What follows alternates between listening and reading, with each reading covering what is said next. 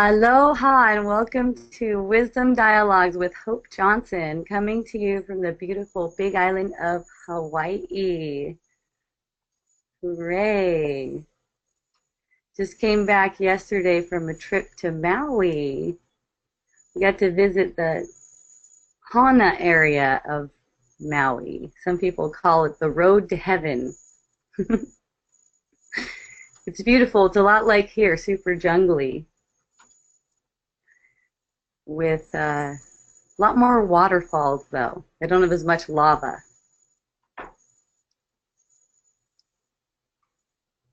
I'll have some photos of it pretty soon. Yeah, you could check them out on Instagram or my Facebook. Anyways, what are we going to talk about today? Hooray!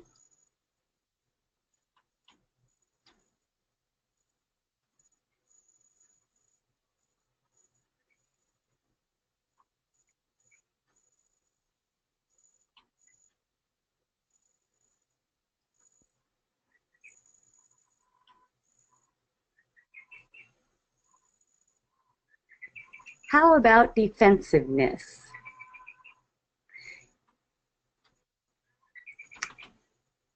You know, when someone we're relating with comes up and shares with us something that they think we've done wrong, or maybe calling us disrespectful. You've been disrespectful. Notice the feeling of defensiveness that comes up. Whenever there's a perception that someone else thinks we're guilty,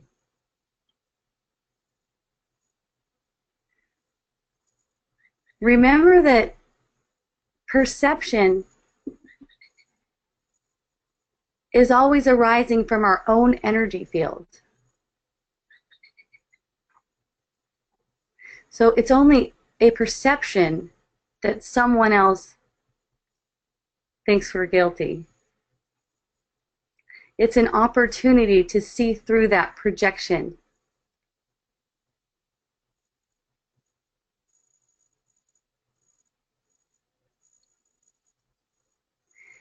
If it seems like someone is saying something about us, that's never true.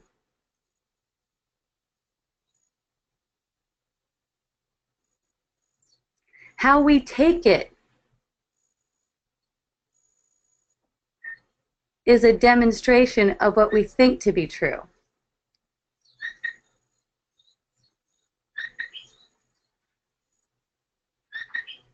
And that's where the miracle can happen. That's where there's an opportunity to just experience that sense of defensiveness. That's the sense of separation. If someone is expressing that they're feeling disrespected, that's something that we can just experience with them. That's compassion. If someone is expressing that they're disappointed in us,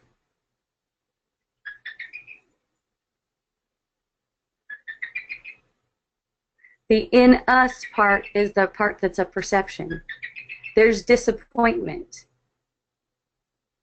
There's a feeling of being disrespected. So it's more like the person is saying, I'm feeling disrespected.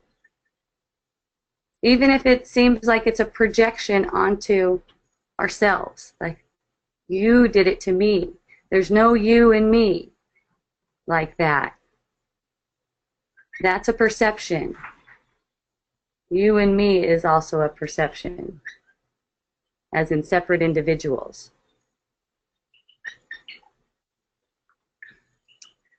So when it's noticed that what the person is expressing is, I feel disrespected or I feel disappointed,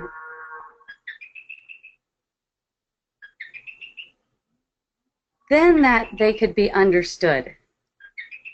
Then they could be properly understood. When the defensiveness isn't there, then there's just acceptance. That's automatically there. Only those projections being believed make it seem like it's unacceptable, like it needs to be pushed away. Like the person's perception needs to be changed. That's a funny thing. Like if someone thinks something about you, you need to change their perception somehow. Call them up, tell them your story, that kind of thing. But that's not where it's coming from. That's not where that's coming from. It's coming from the defensiveness. It's coming from that belief in defensiveness as if it can help, as if it can help you. If that sensation is just accepted as it is, it'll reveal all there is to know, and love is shared, not just naturally.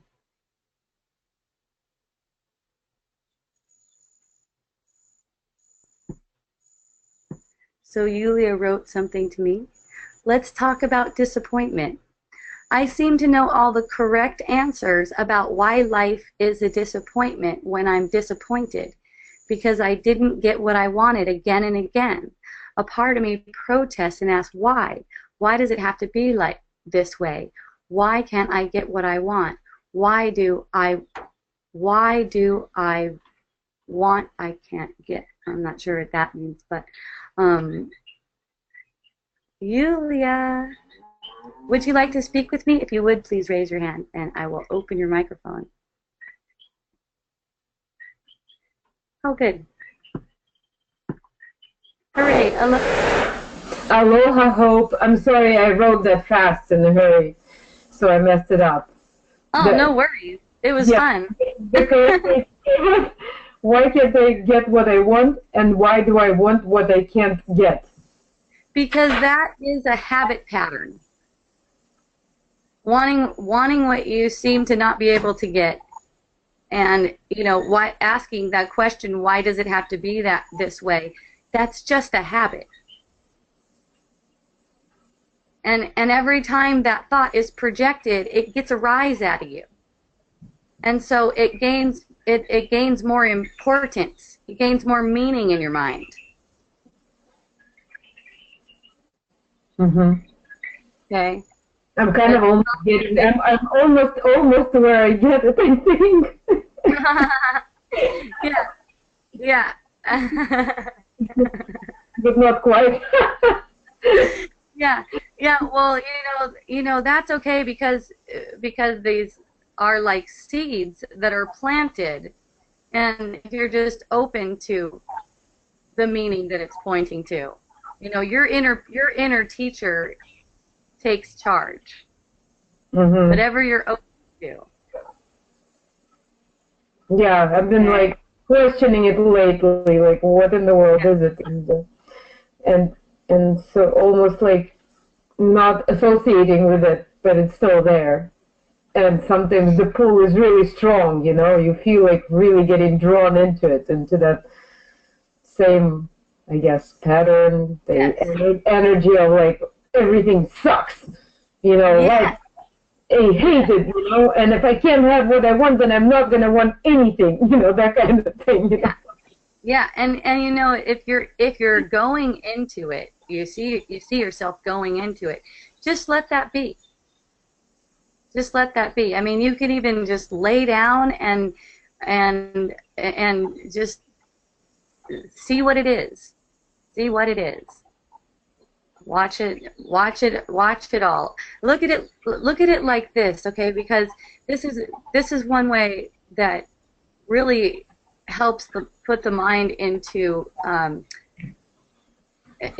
check, I guess you would say, or into recognizing how things are really ordered here. So it's like the experience is coming. It's just like it's coming. It's like you're standing there, and the experience is just coming. You know, there's not anything you need to do. Even the experience of why does it have to be this way is just an experience that's arising. You know, it's just the temptation to try to hook you into believing that. Okay, because it's all just everything that can be perceived is all. It's funny that I said deceived because it's all a deception.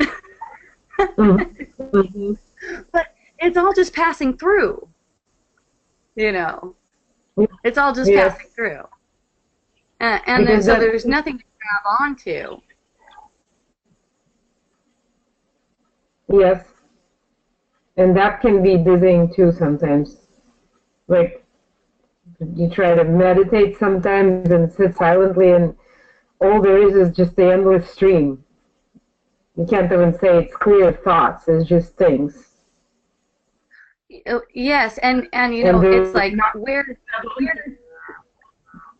where you are though is awareness of that stream. You're aware of the stream. You're aware of it always. So if you're trying to meditate, what is trying to meditate is part of that stream. That's not you. What's trying to meditate. You see that? So there's no need to try to meditate. In fact, you can't really try to meditate. You're actually observing a mind-made self trying to meditate. Yeah, I thought about that too. So a mental construct. Yes. So meditation is basically, here's what basically meditation is. A projection arises, and you recognize it's a projection. That's it. Like the projection, why does it have to be this way? As soon as you recognize that's a projection, it's meditation.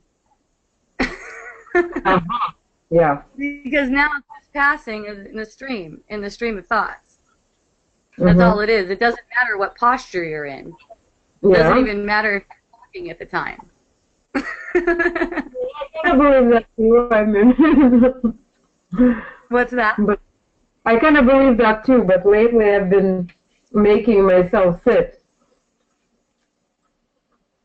Making yourself sit. Okay, so I kind of believe that too. Okay, so nothing that I say is true. So I'm not asking you to believe anything.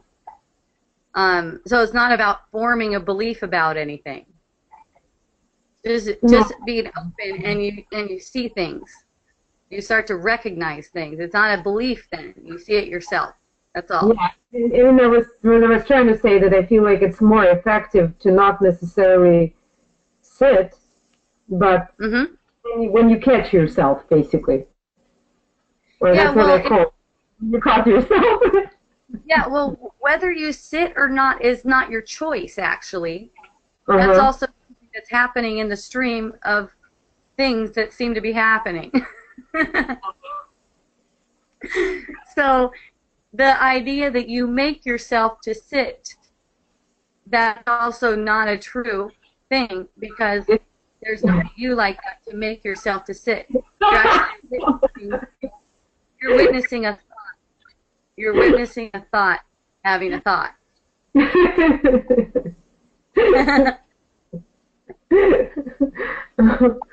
Oh my God. There's always the same answer to everything, isn't there? Yes, it is. It's super simple. I know. Yeah, it's always super simple. It's just like whatever is happening on the surface is just an illusion. It's a deception. Okay? Whatever it is, whatever it seems to be. But it's like we have to keep ourselves busy while we're doing all of this, playing with this, I don't know. Well, if there's a belief that we have to keep ourselves busy, that's going to automatically motivate that kind of perception. Either it's going to be, being busy all the time, or it's going to be not being busy and feeling bad for not being busy. Wow. So, it's just fun to just watch how it plays out. There's only just because that's all that there is to do anyways, and it's not really a doing in the sense that we think. Is watching the things play out. That's it. There's Mhm. nothing else. And, Mhm. and and watching how there's an identification as something that we're not, as something that's like an autonomous doer. Which doesn't mean we have to be passive and just watch. We can be as active as we'd like to be and have as much will and think that we're as much as in control as we can be, or actively doing things, but that's still not us doing things, right? Here's the thing: it's not that we're passive or the opposite of passive. That's still just the play. That's still just the play of opposites. All there is awareness of on the play of opposites. There's awareness on that play. There's awareness on how our mind relates to the world around that seems to be around. There's just awareness on how the ego plays out, and it naturally undoes itself because Mm-hmm. it's seen. It can only live in darkness. Why do we even do And all this? Why do we even go through all this whole play? and, and why does the play ask questions? Why? I don't know. that's the same. That's the same kind of question. Why does it have to be this way? Like, why? Yeah, like what you wrote earlier. Why does it have to be this way? It's the same. It's the same thing. It's the same kind of energy. And it's like this. Why does it have to be this way? It doesn't have to be this way. That's the thing. It's at the present moment. It's our dominant will that it be this way, and that's why. Is it, is it like my mental projection is staging a fight with itself? It like has a force and an opposing force or something? What is it? Like it protests against itself? Yep, absolutely. Yes, it protests against itself. Lori, Lori wrote, "We are getting what we want." Which is war. Yeah, Inside. yeah. It's yeah. But it's frustrating. I don't like it. What's that? But I don't like it, and I'm doing it, apparently. Yeah, well, there's something that likes it, and so when that is seen, that's when it's noticed that it's not necessary. It's like the unconscious mind is made is brought to light. It's brought to the light of consciousness Uh-huh. just by watching the ego play out, watching the ego mind play out, just noticing. All we're doing, if you want to even call it a doing like that, is noticing and embracing the sensations, noticing and embracing the whole experience. Uh-huh. Because underneath the experience, it's kind of like this. It's kind of like underneath the experience is it is where is where there's just complete comfort and joy, and that's where we are. Whatever seems to be happening on the surface, you know, all the you can think of it like an ocean, like waves and stuff like that. That's not really affecting us. It only seems to if we've identified with thought. So as the thought identification falls off, you really sense that ease and grace of basically who we are, what Mm-hmm. we are. Yeah, yeah, I remember you said once, reach for the nearest bliss or something like that, and that was really awesome, and I felt like I could get to that. At least I was getting to that every once in a while, but there's still times when I get into this dissatisfaction, and no matter how much you try to watch, find that whatever is just witnessing, or it still probably remains a mental construct, and it's just you can't find it. It's like it's not there. And what's aware of that? Uh-huh. See, Yeah. yeah, yeah. You could always laugh and notice, if there's even just one inkling of noticing that that's only arising in your perception, it softens. There's some Mhm. relaxation. Yeah. Yeah. Yeah. Oh. Hi, Brian. Look what I made. Hi, Yeah. Bron. No, you do okay today? What's that now? Oh my God, this is awesome. It's like a flying platypus.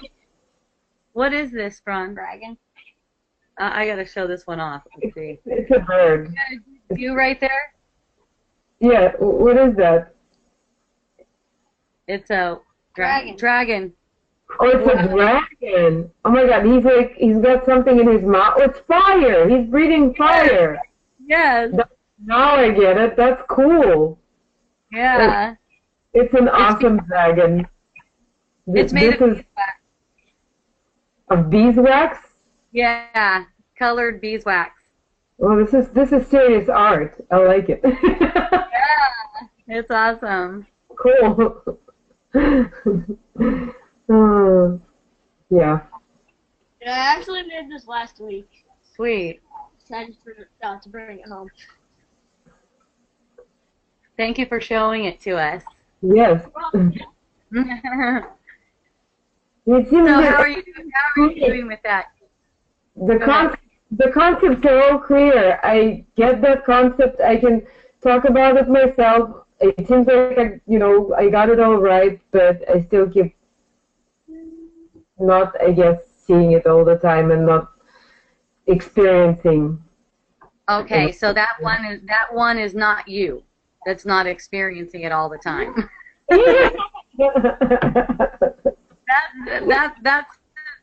That's more fluctuations, right? So as long as it's fluctuations, that's Mhm. all.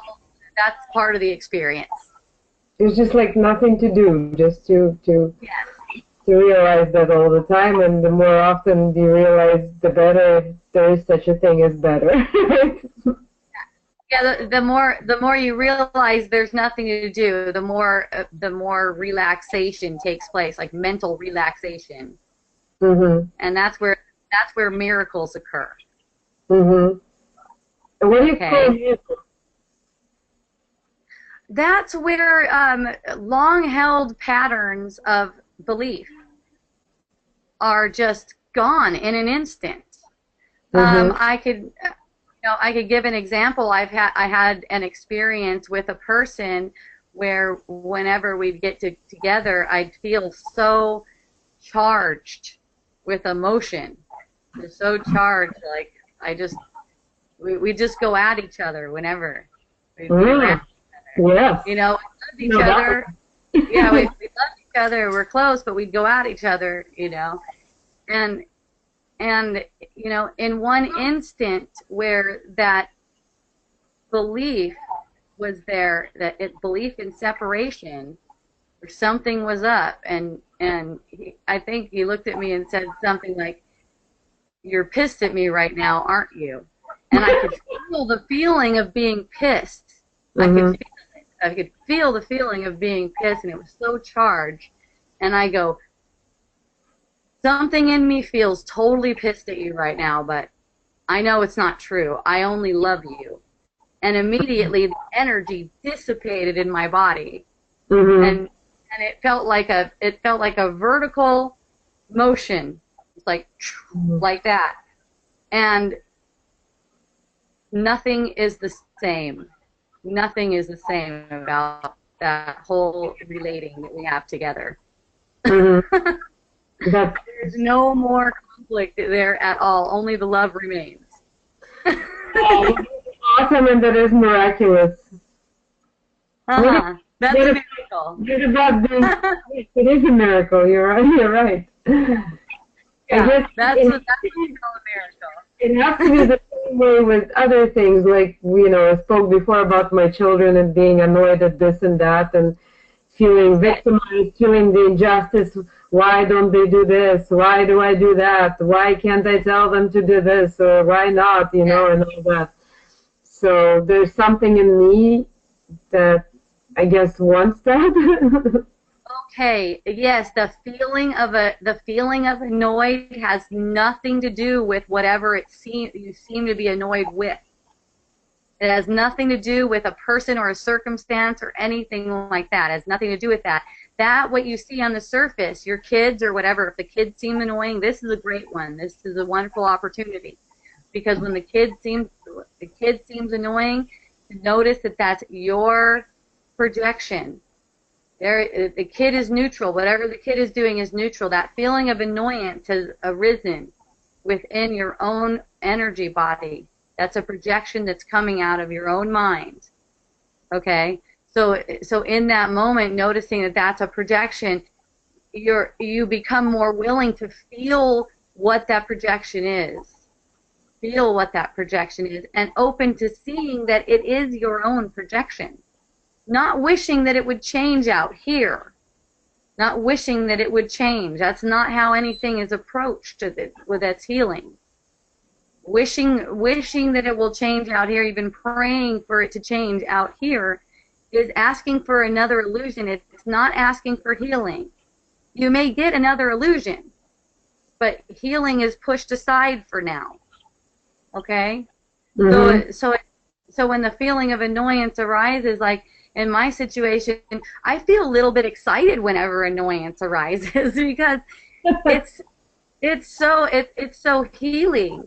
Whenever that sensation is there, and just noticing, oh, there's annoyance arose, and feeling that sensation, and it dissipates. But there's also a willingness there. There's a willingness to see that it is my own projection. And there's also a willingness to let that other person off the hook or thing or whatever it is. So there's not wanting it to change because the focus of attention is on the experience. The experience is now. When the experience is approached with an attitude of embracing the experience, all of the things on the surface, all of the conceptual things, including people, our perception of people, works themselves out. Everything returns to love. I know what's holding me back with the kids. It's a fear, basically. A fear and a belief that I can't be forced to do what I don't want to do, and that there can be an injustice, you know, like, oh, I'm supporting everyone. I'm doing everything for everyone. They're grown up. They're, you know, at the age where they should be doing this. I asked him to do this. He said he was going to do it later. I knew he was going to forget because he was playing video games and he forgot. And, you know, I demanded basically reparation. Okay, so at the time you knew he was going to forget. That was a projection. At the time you knew he was going to, this is called nipping it in the bud. At the time you knew he was going to forget, there's your big opportunity, because there's a feeling that comes along with that. That's an experience. The experience of knowing he's going to forget. Knowing you forgot those things that's nipping it in the butt right there. That's like that's dealing with things before they ever arise in the physical at all. Okay? The experience of that projection that I know he's not going to do it. I know he's going to forget to do what I asked him to do. Experience that right there. That is so hard. That is so hard. I understand what you mean, but it's like in that moment, it just feels so real. Like, Yeah. well, I knew he was going to forget, and he forgot. And even if he didn't forget this time, he'll forget the next time. Projection, projection, projection. And notice that comes along with a feeling. And what makes it hard is that you want to project, you want to protect that projection. Even though I don't like it because it all feels burdensome, annoying. Yes, Yeah. there's part of you that doesn't like it, and then there's the ego that's like that's using this experience to get those feelings. Oh my God. To prove that your beliefs are true. Basically, what your feelings are doing is showing evidence of what you believe to be true. They're not showing what's really true. They're only showing evidence of what you believe to be true. Okay? Oh my God.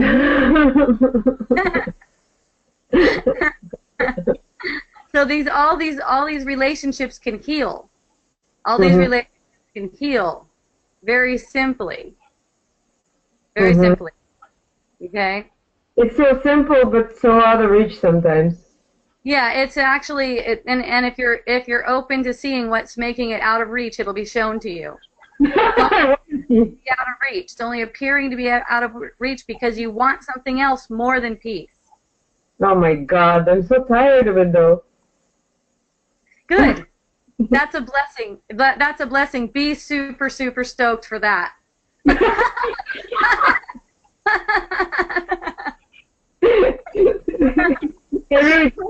happy now from this, please. That's motivation. That's total motivation. Yes. Feeling tired of it is motivation. It's like, okay, yeah, I know where this is going. I'm tired of it. I've heard this record too many times, you know. Exactly, and that's that one you just brought up. That's one of them. That's one of them. You know, I knew he wasn't going to do it. You know, people don't respect me. Every little projection like that is it's a feeling. It's coming on with a feeling. It's a habit. Oh my God, where's the key? Where's the key? You are the key. You are the light. You are Christ. I've said it before. I'll say it again. Yay.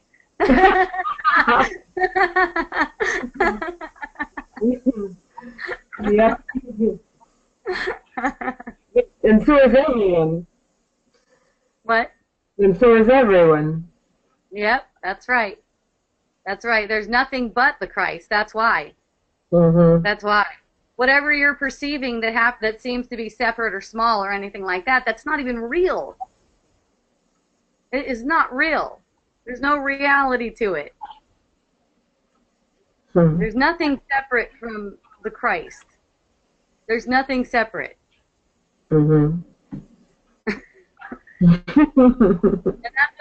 that's what you know. That's basically what people call Christ consciousness.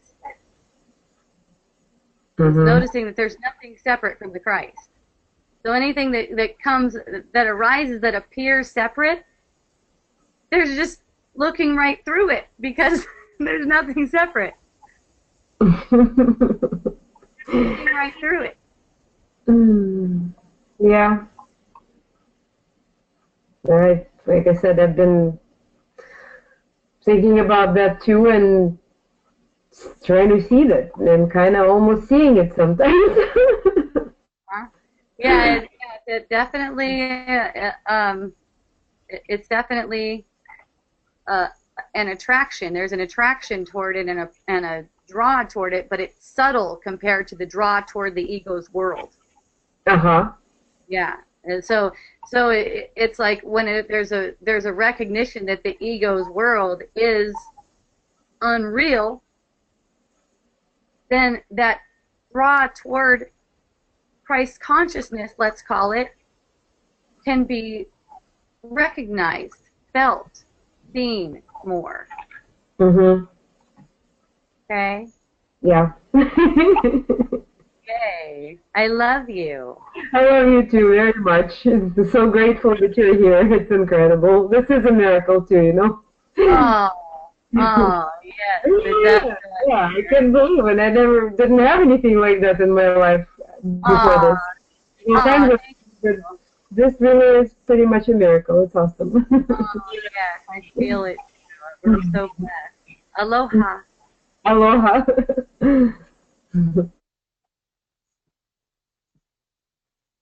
Yay, Lori. Hi, you. Oh my God. You are blowing my mind tonight. I can't even Hooray. that I am following you. I'm actually feeling it. Yeah. I Nice. don't want this to go away. Oh, that's another one. Oh my God. Isn't that fun? The belief right Yeah, there. every time you just see it. Molly says, yay, Lori. My God. Oh my God. What the hell, Hope? What the hell? What the heaven? Exactly what the happened. We never even left. What? They never even left. What?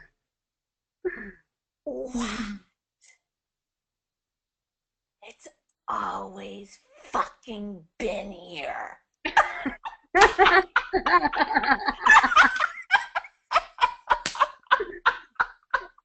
Well, basically, we are it, you know. We are. That's what it is. Oh my God.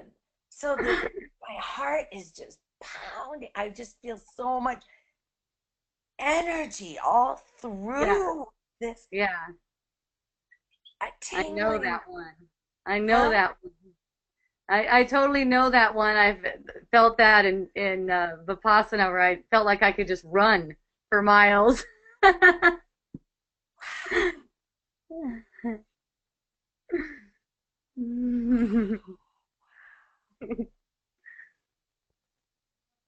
Wow. It won't stop. Nope, it won't. It won't. It won't stop. It Once won't. it gets bubbling. Once it gets bubbling. Oh my God. Once it gets bubbling, that's beautiful.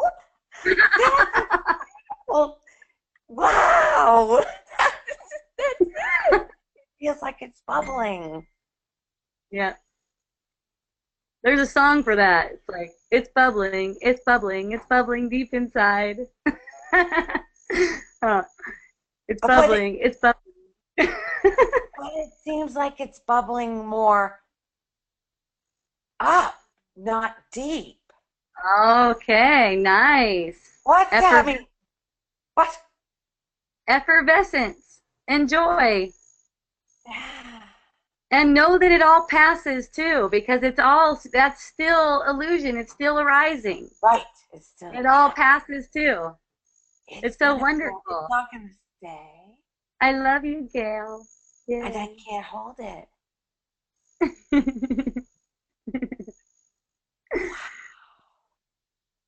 Yeah, just enjoy everything, you know, and really enjoy everything. Like within that beautiful sensation, you know, is so much appreciation for you. It's like it's kind of like here's your reward, you know. Here's the blessing. It's and like, here's your reward. Ah. Yeah. So whenever going through anything, even going through is not entirely true. You know, when I hear that, it doesn't ring perfect for me, because it's like it is coming. It's more as if we're standing still and it is coming. And it's almost like I can't say that enough, because it's just coming. So when an uncomfortable sensation comes up, it's still coming up within the same space. and knowing that if there's an embrace of that uncomfortable sensation, a blessing is coming. It's kind of like, I get into Kundalini yoga. I haven't done it in a bit, but it's kind of like in Kundalini yoga, it's really a symbol of this. The way, like, we'll be flapping our arms like this for, like, I don't know, 10 minutes or something. So it'll get super, super challenging, Things will feel like they're going to fall off and everything. And then afterwards, you sit in silence, and you feel so good. You feel so blissful. It's kind of like a symbol. It's almost like as these sensations are coming up, it seems like, wow, this is really intense. This feels really challenging. But it's noticing that actually I'm not even doing anything, like even this motion of doing this. There's no I in doing this. Right, this is just occurring right now. Right. And so it just becomes sort of like, it's not, it seems to be happening, but there's no doing. So even with all the intensity, it's still going. And then once it passes, once that experience passes, the next experience is so blissful.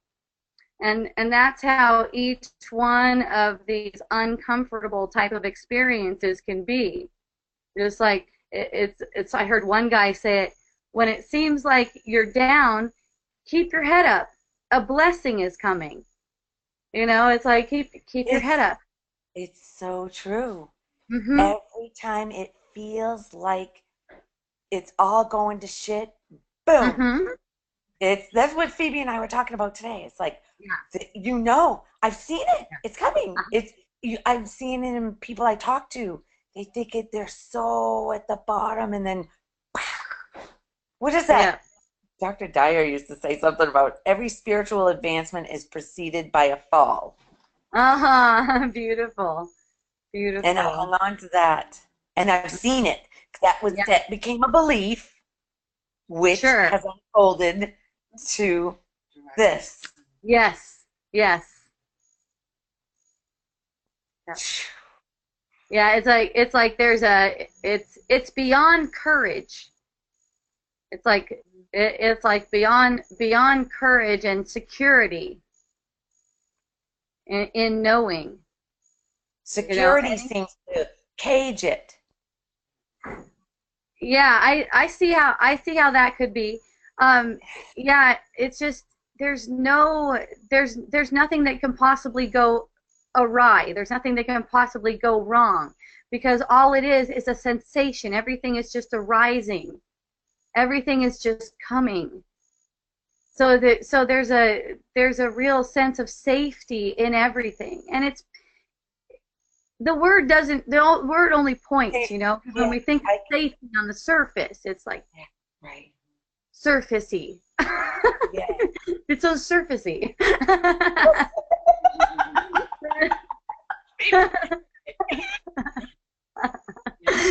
It's like insurance that's beyond insurance. So trust. It's just trusting. Yeah.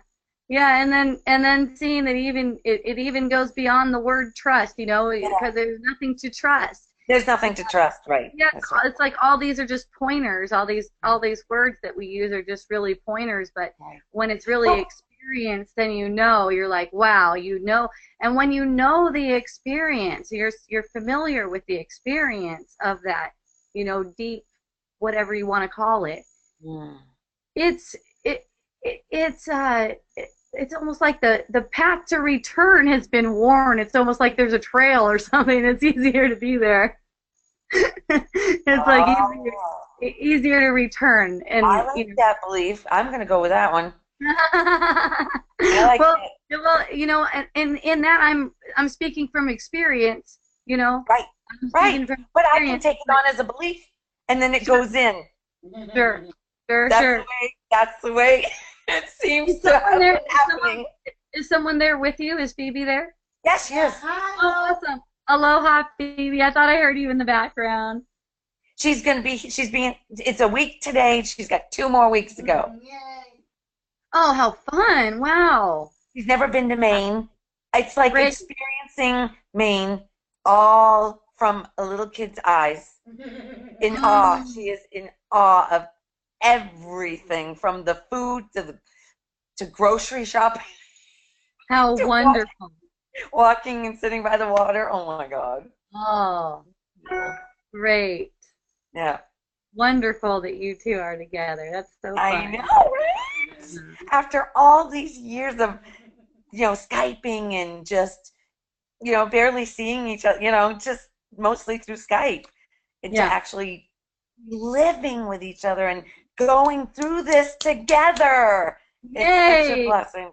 Oh, yeah. I love it. And to have you on here with us too. Oh my God. Well, I have 4 more people that I have talked to individually, but now I have them all together. Uh-huh. So we Skype every Friday, all of us at once. Oh, how great. It's so cool. It is awesome. All of us in the same,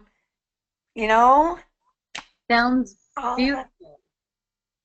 It is. It really, really is. So it's almost like I've had a week of crash course this. Oh, Because Phoebe wonderful. and I, yes, it's been all this. Great. Yeah, it's really cool. Okay. All right, on to somebody else.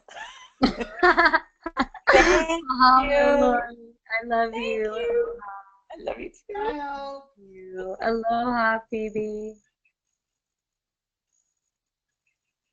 All right. So I see no hands. If anyone would like to speak with me, please raise your hand, or write me something if you would rather do it that way.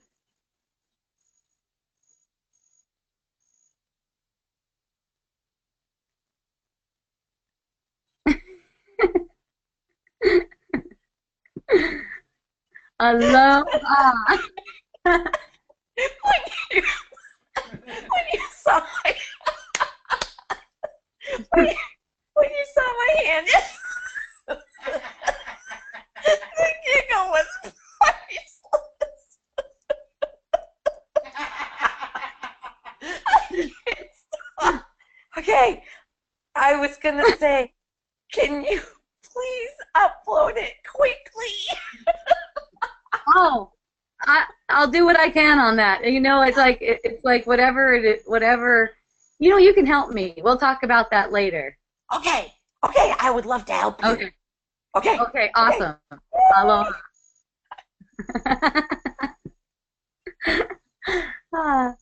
So responsibility for our own bodies, responsibility for other bodies, say a kid, or say we're driving a car and we think we're responsible for the lives of everyone in the car, or maybe the lives of everyone around in other cars, say for instance, or an airline pilot being responsible for the lives of people. Those are all projections. Those are all projections. We are not responsible in any way for anyone's life, and that's including our own. Okay? There's only one life, that's why. And if there's a belief in the projection that we are responsible for our life, then we will be shown through our perception. Because remember, perception is basically what the ego went out and made up based on our beliefs. Okay? So, if there's a belief in the personal responsibility, then we're going to be shown that we're not responsible enough. There's going to be a possibility that we could mess up, that we could even be responsible for someone's death. Okay? And whenever that possibility is believed as if it's something that's real, it makes it seem real in the experience. It actually makes those kinds of experiences where there's personal responsibility. Wherever there's belief in personal responsibility, there's going to be trouble. Aloha. Yeah. I was about to ask something about that, and then I wanted to withdraw the question. I don't know. It was about responsibility. Maybe, well, it seems like there is some truth to that. Like, well, you're driving a car and everyone's sitting in it, so if you're careful, then I guess it's better because there's, if you don't pay attention. Well, the paying attention, like it goes back to what we were talking about that before, that deep sense of trust and security and insurance and I don't know what the other words were, but that deep place of peace, nothing can disturb it. So it's like any projection that arises that says I'm responsible for whatever is only a projection that puts pressure on an individual. I have to be careful. Well, actually, the being careful or uncareful is not something that you have even a choice in. Okay? Like a lot of the times people will make a decision, like I noticed teaching my son driving, he's learning, my 15-year-old learning how to drive, and he goes, he knows that if he gets caught speeding, then it's going to take him way longer to get his real license. So he wants to keep the car at the speed limit. So he makes the decision to keep the car at the speed limit and not speed, And noticing that he'll actually start catching the speedometer being like, 10 miles over the speed limit all of a sudden, It's like I'll remind him, oh, the speed limit's this, and he'll be like, oh shoot, and I'll be like, it's okay, you just notice it, and then that's it. You see, the one that feels like it's responsible for keeping it in that speed limit also has to bear the burden of guilty, like, oh, like I messed up, I did it wrong and went over the speed limit.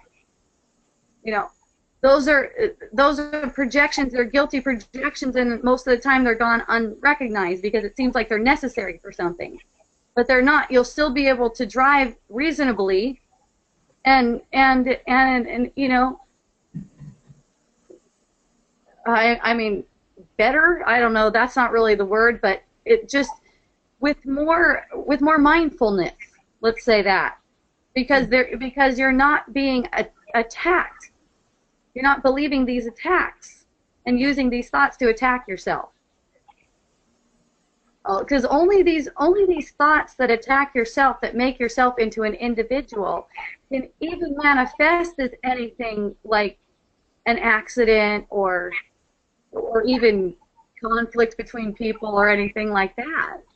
So it's not like an accident is, we say accident, but there's not an accident. There's no such thing as an accident. It's a manifestation of these attack thoughts. Anything like that is a manifestation of the belief in personal responsibility.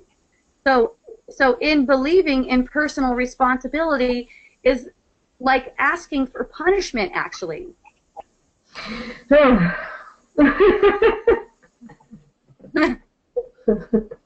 On the projection horizon, it's always a choice, and the choice is basically, we've said love or fear, life or death. My friend Bob said yesterday, what was it? Victimization or dominion. Victimization or dominion. When the projection is noticed, when the projection arises, is it being believed? Is it being believed that I'm responsible for these people in this car? Is that being believed? Because if there's a willingness to just experience the experience, then everything's working itself out for the best possible outcome. It's almost like the concepts are taking care of themselves. The illusion is the illusion is lightening up. I've said it that way before too. It's almost like there's this illusion and it's got all this dense energy. It's made up of dense thoughts, and as there's fewer thoughts, that's what happens ultimately is fewer thoughts because they're recognized as untrue. They're not necessary. The energy lightens up. It's like there's a lightening up in the mind. There's a relaxation, and every time there's an embrace of that relaxation, that's healing. Whether you experience as a big healing, like I shared that I had, earlier, with just that you totally sense this upward, it's gone. There is all this conflict, and then it's gone, like that. But there's a lot of healing that goes unseen whenever there's just a relaxation, a mental relaxation. It really is a mental relaxation, because whatever's arising in the energy body, that's all, that if it's met with resistance, then it's mental tension. If it's met with an embrace, then that's relaxation. There's a sense of peace. That's healing, even if you're not seeing an immediate result. Okay? I just had one thing that was knocking inside my head, like, what about if somebody's texting and driving, which I do sometimes. Well, it's neutral, just like anything, and you don't have a choice in it. So somebody who is texting and not looking at the road. Well, look, I see where you're going with this, and the thing is that there is no doer. There is no doer. There's no person texting and driving. That's not a choice you made, even though it seems like it's a choice you made. It's not a choice. It's not a choice you made. All there is to do when the texting and driving comes up, notice any guilty projections about it is all. What about, it seems to be that that's a sign of unconsciousness of potential consequences because, well, you're not looking while you're texting. Cause and effect are not what they seem. Okay? So if somebody texts and drives totally without the sense of guilt and the doer, it should all be okay or something? I don't know. It sounds like a stupid question. Here's the thing. The guiltless mind cannot suffer. That's a quote from the Course in Miracles. A Course in Miracles, it's called. And that's kind of like that short little sentence. The guiltless mind cannot suffer.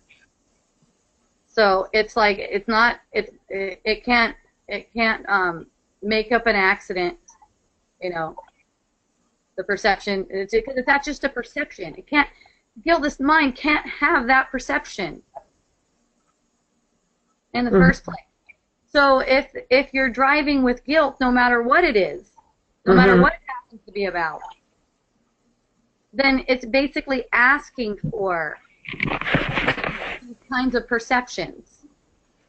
It's basically anything, if you're doing anything with guilt. It does not matter. And I'm not saying whether you should or should not text and drive, because that's not even relevant to what I'm speaking. Not one bit relevant, because there's no should and should not. There's not a doer in the first place. I know, I keep saying it myself, that guilt is sort of the culprit behind everything. Guilt is guilty. You see it. Yep, good, because that's actually rare to be willing to see it and rare to see it. Okay? But I know that I'm not fully experiencing it myself, even though I mentally have all that in place. Well, that's still part of the experience. The I'm not experiencing it myself is just something that's arising. It's only an experience. Because I blame my children, blame other people, so that means I have the concept of guilt, and it's like real to me. Okay, well, here's another way of looking at that. When the thought comes, I blame my children, watch the blame. It's not you blaming. It's a habit. It's just a habit. Watch the habit of blaming. I'm all habits. I'm nothing but habits. What? I'm all habits. I'm nothing but habits. Yes, it does. That's it. That's what happens. That's how the mind gets so delusioned because it just becomes nothing but habits. But watching those habits play out never changes, never changes. There's just a temporary identity as the thing doing the habits. Oh, this is so awesome. Yay, I'm glad you're enjoying it. I'm having fun too. Thanks so much. Thank you. Aloha. Aloha. Thank you. So I'm done here unless someone else would like to raise their hand. Oh, yeah. Oh yeah, there you are. Aloha, Molly. Aloha. You have a little bit more time?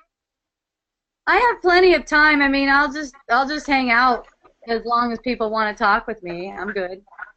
Cool. Yay! Hi. I just wanted to share, I don't know, it was just a really good day, and something that occurred was like I felt a lot younger, like I felt this letting go of ever needing a husband and kids and these things that I was like clinging on to, and I was just like, life is so good, like what if, it was just like, if that never happens, that's fine. Like it was like a really beautiful, wave, and so that I just wanted to share that was really cool, that when I just released the need to have something that wasn't here now, simultaneously life just opened up in this really fun and beautiful way. And Yep. It was fun.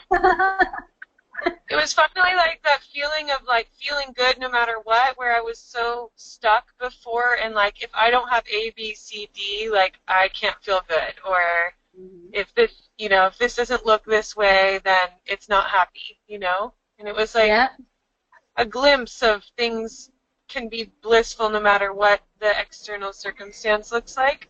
Yep. And then I felt like, then I saw that in the external world. Then the external world was like really beautiful. Yep. That was fun. And then one thing I noticed, which was like kind of easy to notice because I'm in a more like guiltless kind of place, or more, it feels like a more of a awakened wave, is that I noticed how jealousy, like in this really sweet way, came up, and I was like, oh, look at that. And what's interesting is like I never really felt jealousy for so many years. For most of my life, it wasn't something I ever like experienced. And then I really experienced it the past few years, and I also really experienced this like clenching down, like ego, really, really clenching and gripping. And I don't know if it's because I felt like maybe when I turned 30, I was losing my life or whatever. But it was interesting today to like revisit the time before the past few years that have felt like a lot of clenching. And so, yeah, that's what I wanted to share. Yay! I remember you sharing with me too on a private call about clenching, and we had a really, really awesome conversation about that. You could feel it. You could feel it in your body. Yeah. Yeah. Sweet, yeah, and I Mom. feel like that is where the jealousy, that's a similar energy as jealousy or as comparison. It's all this like clenchy, grippy. Yes. But I guess I was just kind of pondering, like I always like to ask why, and I was sort of like, why this phase of the clenchy, grippy comparison, fear, why did that sort of come on so strongly? you know, I guess that's kind of my question. It's like, how Why did did it that? come on so strongly? Yeah, like how did it pop up? Kind of almost like out of nowhere. Yeah, the way I see it, like in my own experience with that kind of stuff, it seems like it was fighting for its life. You Yeah, know? It seems like that energy was fighting for its life. It's like throwing out all the things. yeah, yeah. It's like there's all these projections that go along with that tightness that you sense in the body. There's all these projections going along with it, and it's really a temptation. But it's Oh, like you yeah, can't help it. yeah. It's almost like the ego being like, here's jealousy. Like here's another thing maybe I can use to grip on, and then Yeah. you're going so stuck in this that you're gonna forget all about. You know, you're gonna completely. You're just gonna focus on me because I'm gonna lock you in here. It's like I'm it's gonna like use money. Go ahead. yeah, it's like I'll work on my awakening later while I go over here and work this thing out that's wrong. Yeah. Like I'll use money concerns. I'll use jealousy. Right. I'll use. I'm getting older. I'll use a number of things. Yeah. I'll notice that come up. Like there will just be waves of something, whatever it is that's being used for an attack in the moment. It could be anything. Just like you said, at some point it'll be like a wave of some financial stuff, like worry thoughts about financial stuff and stuff like that, and then that'll subside, and then it'll become something else like my body or my relationships or I'm lonely or whatever. It'll just like keep on doing. It'll just subside and then grab something else and then subside again. You just notice it's all one thing. It's all one thing and it's all nothing playing out. Yeah, and it feels like because I went through like what I had shared with you that I went through that felt so painful and so deeply triggering, and I just really surrendered to it and really like was really willing to feel it and accept it, and it feels like then, like you said, the blessing is coming. The blessing is coming, and yeah. It really feels like that. Yeah, so then you find yourself enjoying this new energy, this new space. Yeah, and just so grateful that I went through a painful experience, you know. Yep. Yeah. This is awesome. That's cool. Yeah, Yulia and Lori both expressed their appreciation for what you shared. Yeah. Love you all. Yay. I love you, Molly. I love you, Hope. Love you, everyone. Aloha. So, if anyone else has questions for me, please raise your hand. Oh, Yulia. Aloha, Yulia. Yeah, it's me again. I'm going to be super active tonight, I guess. Hey. Well, it is what it is. Couldn't contain myself after hearing Molly because this was amazing, you know, what she was saying. I recently, it's been brought up to the very surface, this thing where I look at my life and I go, I have been obsessed with an idea that I have to have a happy, satisfying relationship. Oh, great. I've been married more than once, I've been in relationships. What happens is there is a cycle. You get hopeful, it all starts, it's all great, I found it, it all goes south, it's all, you know, unsatisfactory for whatever reason, and however, you know, whichever way, whether I leave it and I want out of it, or I'm left and I feel heartbroken, but it's over, and there's that sense of, why can't I have what I want, and everything sucks and life sucks and I'm just not going to want it, whatever, and then I'm hopeful again. And then, of course, I've heard every spiritual teaching about how there is no satisfaction and no happiness in relationships. And I go, well, yeah, that's great, but I know that I can't let go of that desire. So, you know, I'm not going to fool myself and tell myself, oh, I'm just going to grow spiritually so that I can have what I want, you know? So I'm not gonna fool myself. I'm just gonna know that I want, that I still want what I want. But Yeah, it was really awesome hearing that Molly really was able to let go of it. I think I didn't entirely let go of it, but I think I really got a glimpse of what it's like to not have the concept of heartbreak, of parting without that. Yes. At least that, at least I got that far. Yeah, because what you're really seeking, what you really want is to be awake, to be not dreaming that you're separate. And so that's just it's just a projection onto another person to try to be that for you. These any other want is just it's like an expression of that deep want to just be awake from the dreaming in the first place. Why is that so hard to see in relation? Why is it so hard to let go of the concept? I mean, everything else, I not only see, I can sense the truth of it. I can sense the excitement, and there's like a catch in that one, like a bigger pull. Like, yeah, cool, but I haven't let go of it. Or whatever, I don't know why. Well, that's just being used powerfully. For everyone, it's different, and for some people, it's not about relating. Their relating is fine. It might be about something else. It might be about finances or food or whatever. It doesn't matter what it is. Everything is. All of them are equal. Mm-hmm. All of them are totally equal. It's just that's what's being used. Mm-hmm. That's what's being used as a means to attack. That's all. Mm-hmm. Yes, that's the biggest one for me. Yes. Yeah. And there is satisfaction in relating. There's satisfaction in relating because all relating is relating with you, with Christ. It's all relating has the potential to be totally satisfying.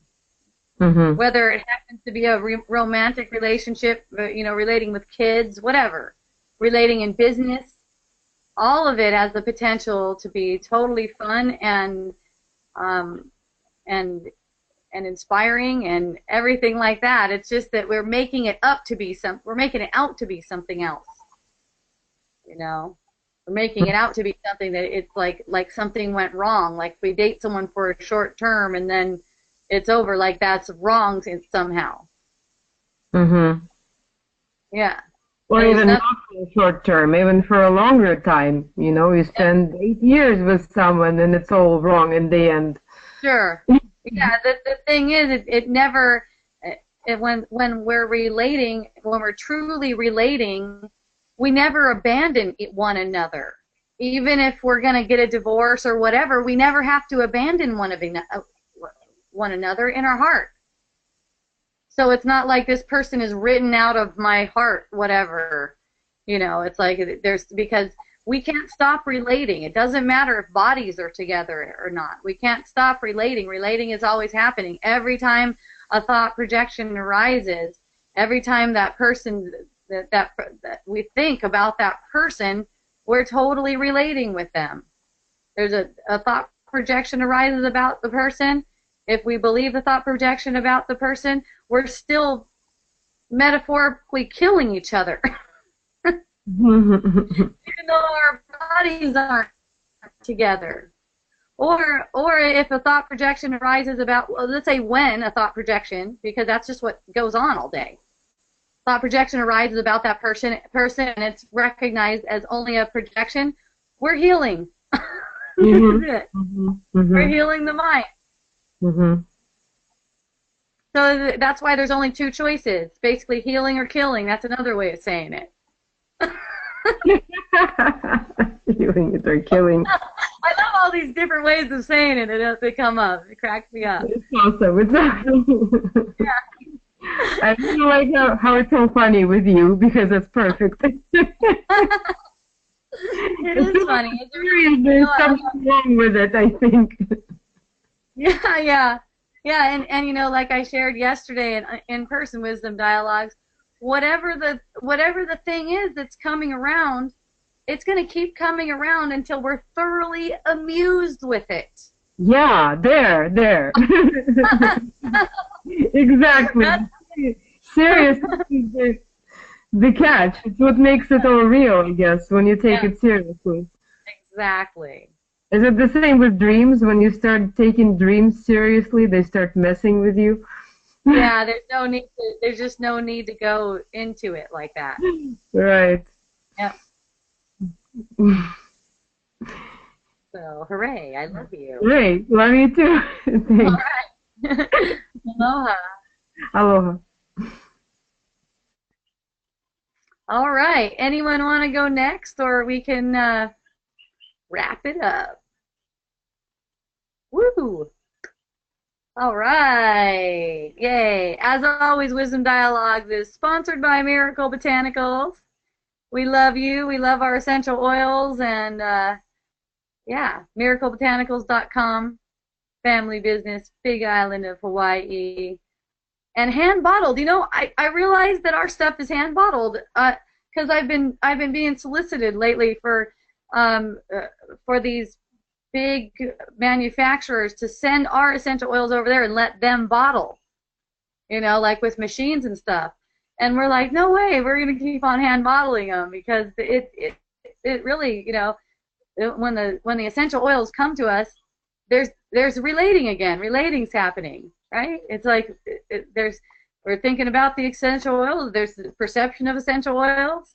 There's relating going on right there. And it's like there's healing happening right there, and then we're able to bottle that up and pass it on. We love that. So yeah, hand bottled. Hooray! I love you, everyone. Tuesdays at 3, wisdomdialogues.org. Friend me on Facebook, Hope Johnson, Pahoa, Hawaii. Hope at miraclebotanicals.com. So much. Wow. I love you. Aloha.